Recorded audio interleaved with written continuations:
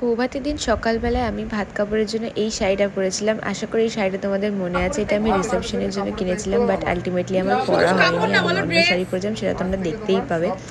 তারপরে তো আমার ভাত কাপড়ের অনুষ্ঠানটা শুরু হয়ে গেল। আর এদিকে সুদীপ কি বলছে তোমরা একবার শুনে নাও।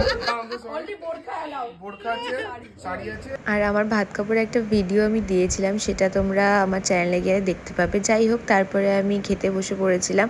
এত কিছু ছিল যেটা আমি সমস্তটা কমপ্লিট করে উঠতে পারি। দেন তো আমাকে তাড়াতাড়ি খাওয়াটা কমপ্লিট করতে হতো, কারণ আমার মেকআপ করতে চলে এসেছিলো। আর এই হচ্ছে আমার লুক। তারপরে আমার বাড়ি থেকেও তত্ত্ব চলে এসেছিলো। দেন ফ্যামিলির সাথে কিছু ফটোটা তুললাম। আর এই হচ্ছে আমাদের রিসেপশনের আউটফিট। কেমন লাগছে আমাদের দুজনকে অবশ্যই কমেন্ট করে জানিও।